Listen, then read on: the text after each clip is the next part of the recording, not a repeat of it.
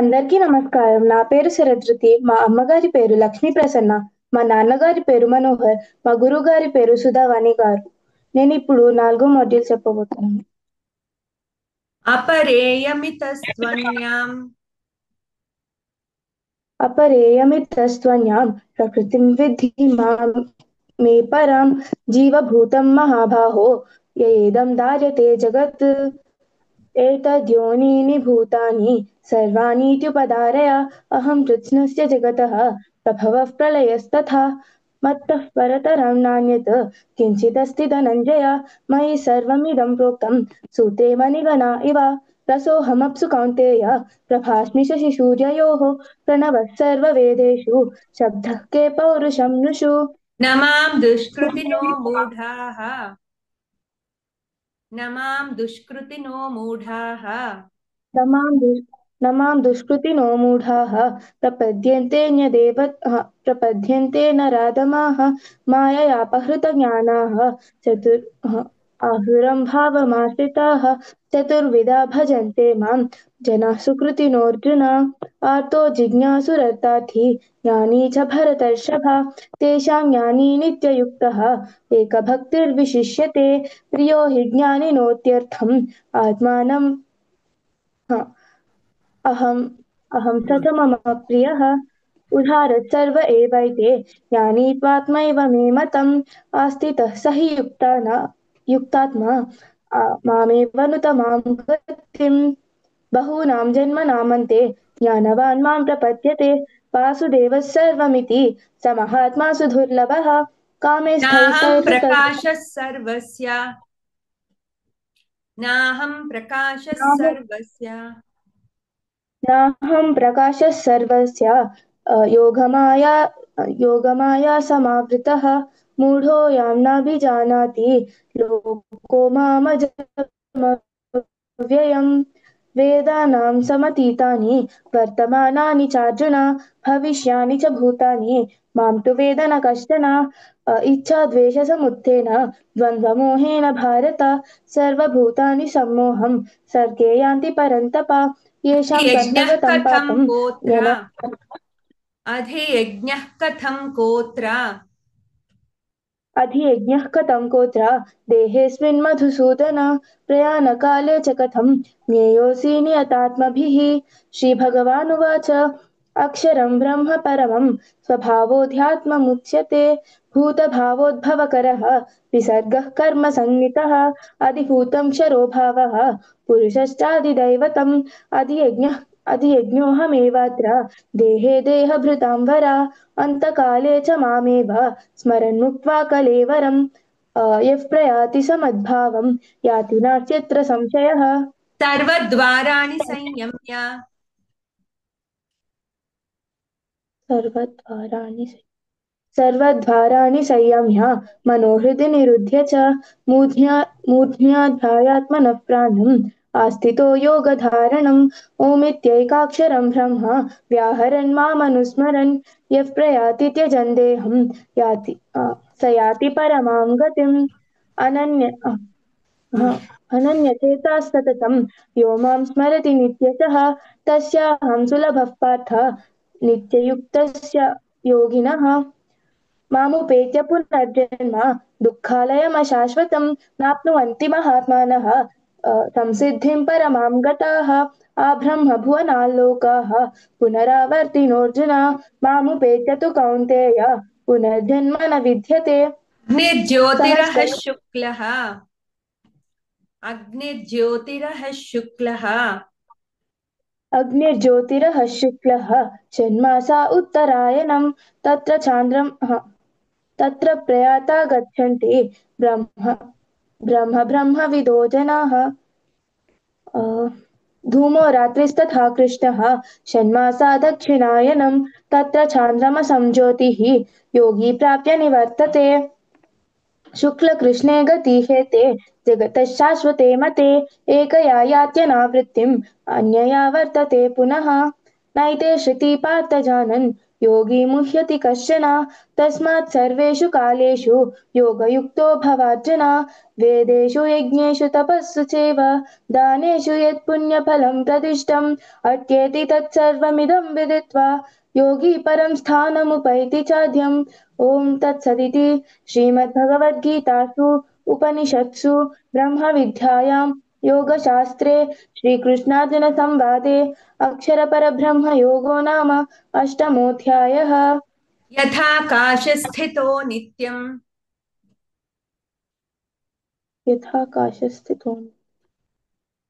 यथाकाशस्थितो नित्यं वायुः सर्वत्र गो महान् तथा सर्वाणि भूतानि मत्स्थानीत्युपधारय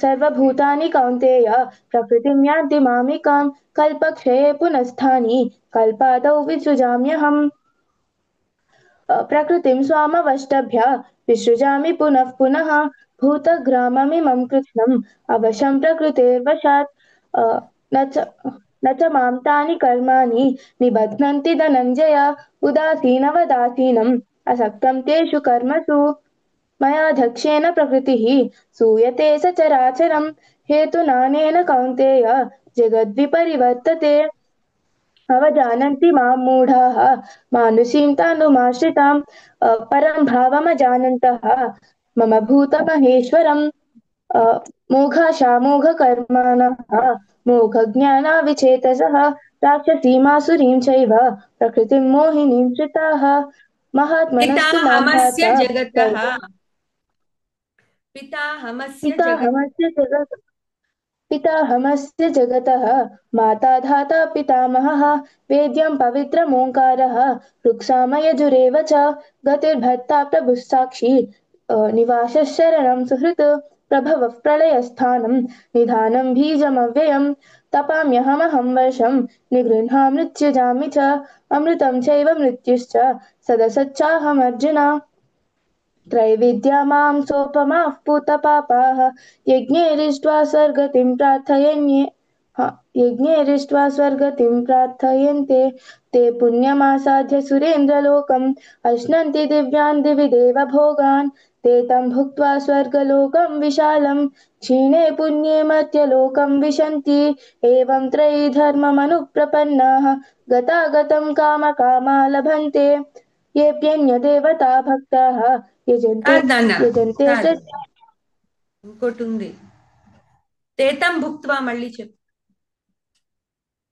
తేతం భుక్త్వా స్వర్గలోకం విశాలం క్షీణే పుణ్యే మర్త్యలోకం విశంతి ఏవం త్రయీ ధర్మమనుప్రపన్నాః గతాగతం కామకామా లభन्ते అనన్యశ్చింతయంతో మాం ఏ జనాః పర్యుపాసతే తేషాం నిత్యాభియుక్తానాం యోగక్షేమం వహామ్యహम् येऽप्यन्यदेवता भक्ताः यजन्ते श्रद्धयान्विताः तेऽपि मामेव कौन्तेय यजन्त्यविधिपूर्वकम् अहं हि सर्वयज्ञानां भोक्ता च प्रभुरेव च न तु मामभिजानाति तत्त्वेनात्यश्चवन्ति ते यान्ति देवव्रता देवान् पितॄन् यान्ति पितृव्रताः भूतानि यान्ति भूतेज्याः यान्ति मध्याजिनोऽपि माम् पत्रं पुष्पं फलं तोयं यो मे भक्त्या प्रयच्छति तदहं भक्त्युपहृतम् अश्नामि प्रयतात्मनः అల్లనా అహింసా సమతా తుష్టిః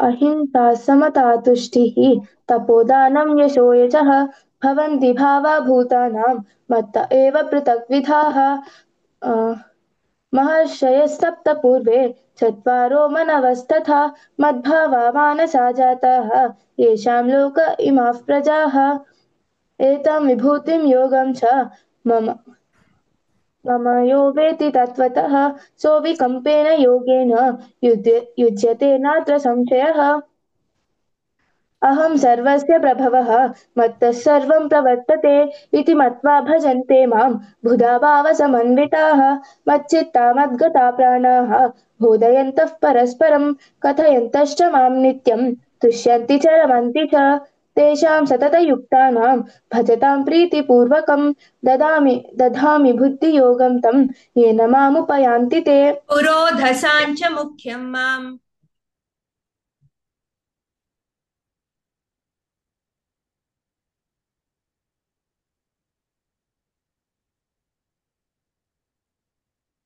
पुरोधसाञ्च मुख्यं माम् पुरोधसां च मुख्यं मां विद्धि पार्थ बृहस्पतिं। सेनानीनामहं स्कन्दः सरसामस्मि सागरः। महर्षीणां भृगुरहं गिरामस्म्येकमक्षरं। यज्ञानां जपयज्ञोऽस्मि स्थावराणां हिमालयः। अश्वत्थः सर्ववृक्षाणां देवर्षीणां च नारदः। गन्धर्वाणां चित्ररथः सिद्धानां कपिलो मुनिः। उच्चैःशवसमश्वानां विद्धि माममृतोद्भवम्। ऐरावतं गजेन्द्राणां नराणां च नराधिपाम्। आयुधानामहं वज्रं धेनूनामस्मि कामधुक्। प्रजनश्चास्मि कन्दर्पः सर्पानामस्मि वासुकिः। अनन्तश्चास्मि नागानां वरुणो यादसामहं। पितॄणामर्यमा चास्मि यमस्संयमतामहम्। प्रह्लादश्चास्मि दैत्यानां कालः कलयतामहं। मृगाणां च मृगेन्द्रोऽहं वैनतेयश्च पक्षिणां। पवनः पवतामस्मि रामशस्त्रभृतामहं। जशानां मकरश्चास्मि श्रोत्रासामस्मि जाह्नवी। सर्गाणामादिरन्तश्च मध्यं चैवाहमर्जुन। अध्यात्मविद्यानां वादः प्रवदतामहम्। अक्षराणामकारोऽस्मि द्वन्द्वः समसिकस्य च। अहमेव क्षयः कालः दाताहं विश्वतोमुखः। मृत्युस्सर्वहरश्चाहम् उद्भवश्च भविष्यतां। कीर्तिश्रीर्वाक् च नारीणां श्रुतिमेधा धृतिः क्षमा। बृहत्साम तथा साम्नां गायत्री छन्दसामहं। मानसानां मासानाम् मासानां मार्गशीर्षोऽहं। ऋतूनां कुसुमाकरः द्यूतं चलयतामस्मि तेजस्तेजस्विनामहं। जयोऽस्मि व्यवसायोऽस्मि सत्त्वं सत्त्ववतामहं। ऋषीणां तत्रैकस्थं वासुदेव जगत्कृत्स्नम् तत्रैकस्थं जगत्कृत्स्नं प्रविभक्तमनेकदा अपश्यद् देवदेवस्य।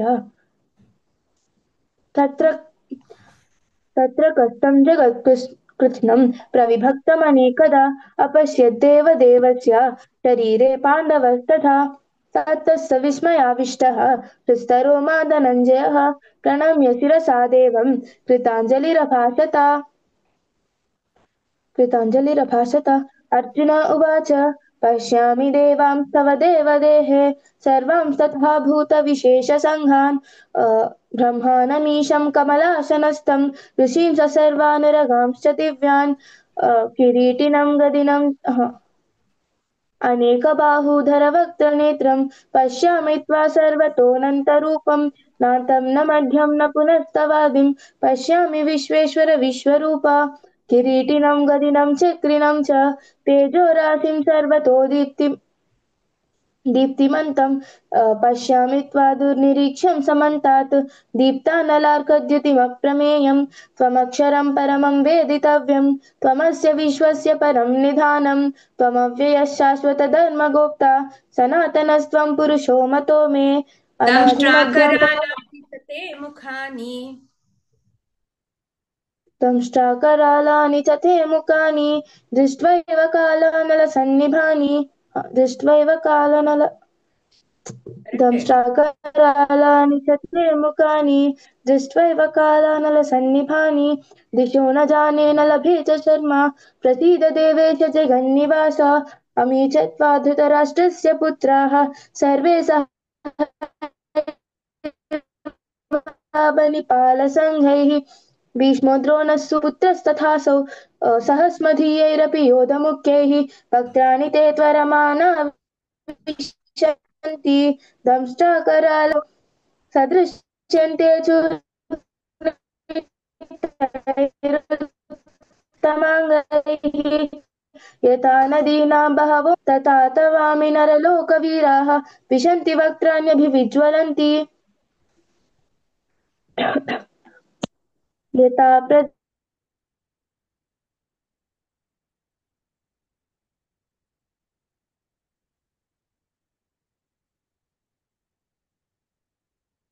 धृति यथा प्रदीप्तं ज्वलनं पतङ्गाः विशन्ति नाशाय समृद्धवेगाः तथैव नाशाय विशन्ति लोकाः तवापि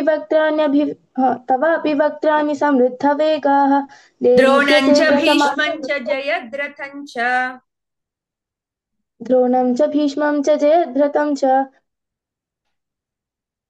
द्रोणं च भीष्मं च जयद्रथं च द्रोणं च भीष्मं च जयद्रथं च कर्णं तथान्यानपि योधवीरान् मया हतांस्त्वं जहिमा व्यतिष्ठाः युध्यस्व जेतासिरणे सपत्नान् सञ्जय उवाच एतत् श्रुत्वा वचनं केशवस्य कृताञ्जलिर्वेपमानः किरीटी नमस्कृत्वा भूय एवाह कृत्स्नं सगद्गदं भीतः प्रणम्य अर्जुन उवाच स्थाने हृषीकेश तव प्रकीर्त्या जगत्प्रहृष्यत्यनुरज्यते च रक्षांसि भीतानि दिशो द्रवन्ति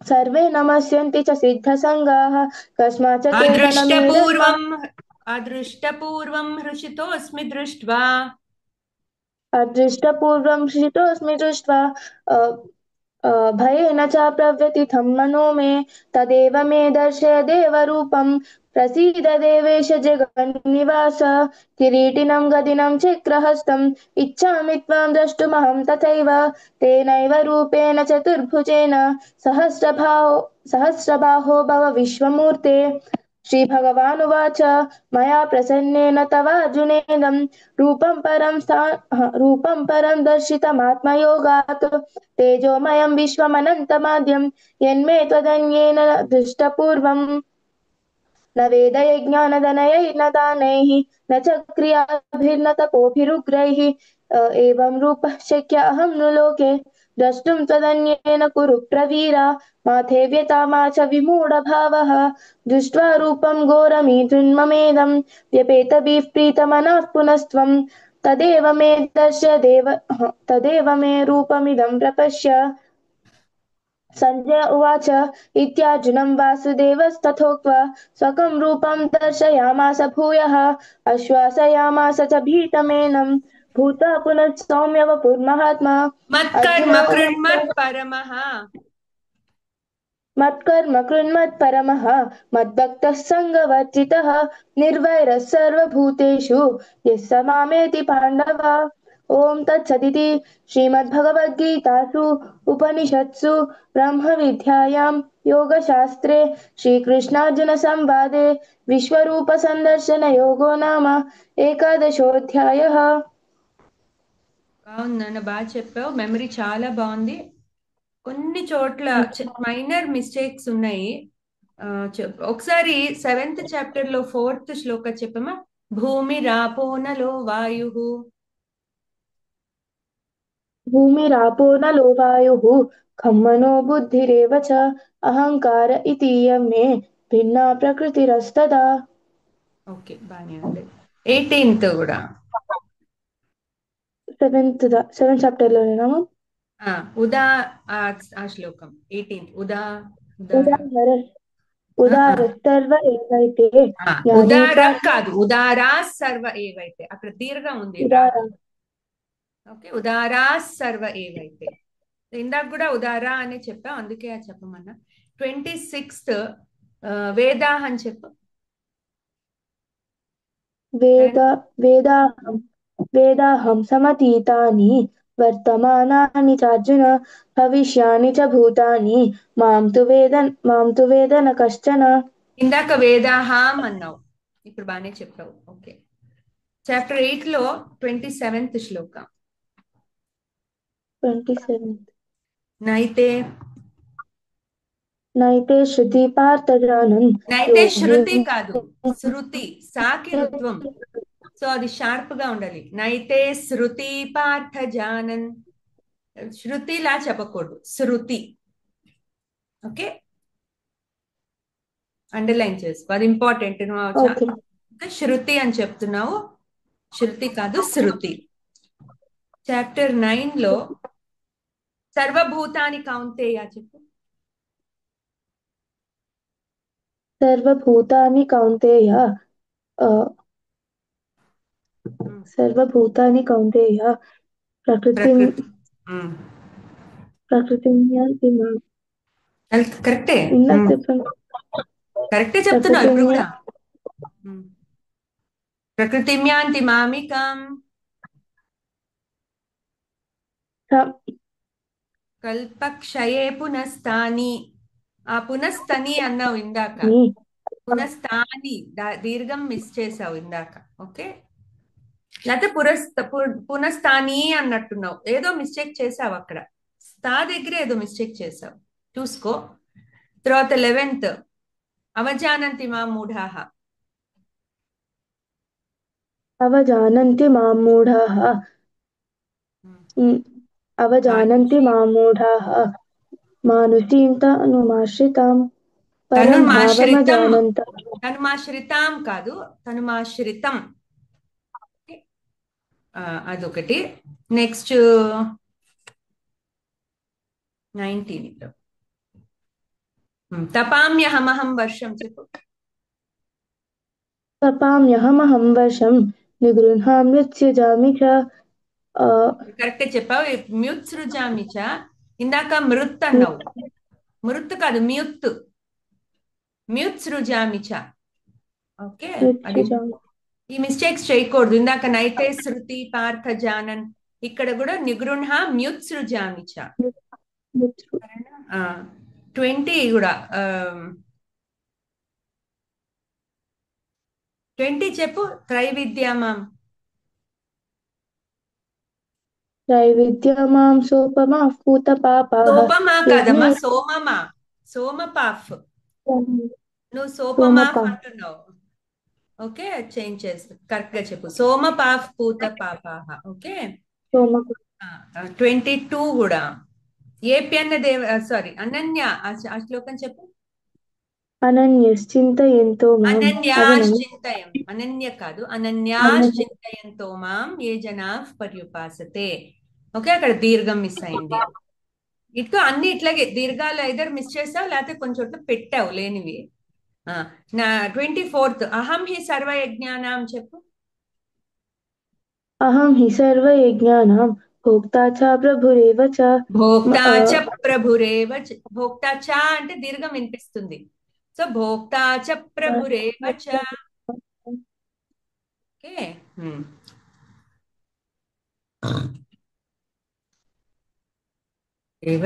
కంటిన్యూ చే. నతు మామభిజానంతే నతు మామభిజానాతి నంతి విజానంతి తత్వే. నతు మామభిజానంతి తత్వేనాతిష్ఠవంతి తే. ఓకే, ఇప్పుడు బాగానే చెప్పావు. ఇందాక నాతశ్చ్య అన్నావు, దీర్ఘం అంటే నువ్వు బ్రేక్ ఏమైనా తీసుకుంటున్నావేమో, ఒక దీర్ఘాలు వినిపిస్తున్నాయి, అది కొంచెం కేర్ తీసుకో. ఓకే, ఎక్కువ మటుకు ఇవే దీర్ఘాలే. చెప్పు. మచ్చిత్త, ఆ శ్లోకం 10th అధ్యాయంలో 9th. మచ్చిత్త మద్గత ప్రాణాః. మద్గత ప్రాణాః, మద్గత ప్రాణాః, మద్గత ప్రాణాః. ఈ తా పక్కన ప్రా వచ్చినప్పుడు ఆ రెండు కలిపి చెప్పడం అలవాటు చేసుకో. తా నుంచి ప్రా తీసుకున్నావు అనుకో, నీకు కరెక్ట్ గా సెట్ అవుతుంది, అక్కడ దీర్ఘం వినపడదు. తా నుంచే ప్రా తీసుకోవాలి. నువ్వు ఏమాత్రం గ్యాప్ ఇచ్చినా అక్కడ దీర్ఘం వినిపిస్తుంది, గ్యాప్ ఇవ్వద్దు, సరేనా. మచ్చిత్త మద్గత ప్రాణాః. కరెక్ట్. ఓకే, అట్లా చెప్పు. 31 పవనః పవతామస్మి చెప్పు. పవనః పవతామస్మి రామశస్త్రభృతామహం. జషాణాం మకరశ్చాస్మి శ్రోత్రాసామస్మి జాహ్నవి. శ్రో కాదు స్రో, నువ్వు సా ఉన్న చోట షా పెడుతున్నావు, కొంచెం అది అబ్జర్వ్ చేసుకో. శ్రోతసామస్మి జాహ్నవి, శ్రో అని చెప్పాలి, శ్రో కాదు. ఇందాక కూడా శృతి అన్నావు చూడు, నైతే శృతికైతే శృతి అంటున్నావు. ఇక్కడ కూడా శ్రోత అని చెప్తున్నావు, సో శ్రోత అని చెప్పాలి. ఓకే, ఇవన్నీ మేజర్ మిస్టేక్స్ అవుతాయి, సో అందుకని నువ్వు కేర్ఫుల్ గా ప్రాక్టీస్ చేసుకో.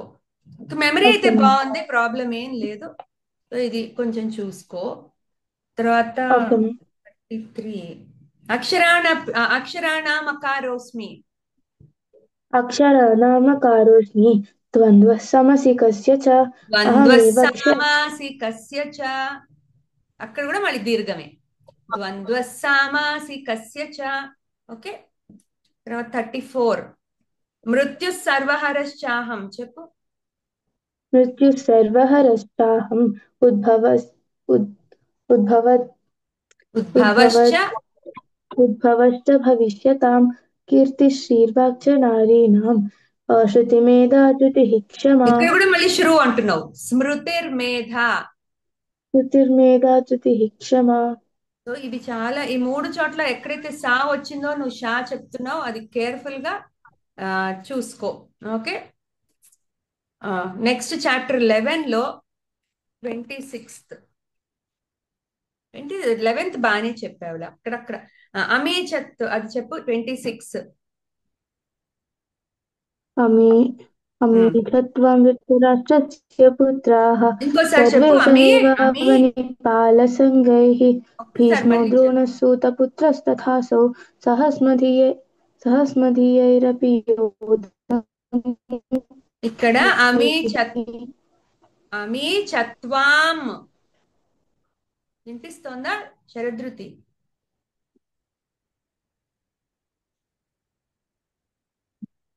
శరదృతి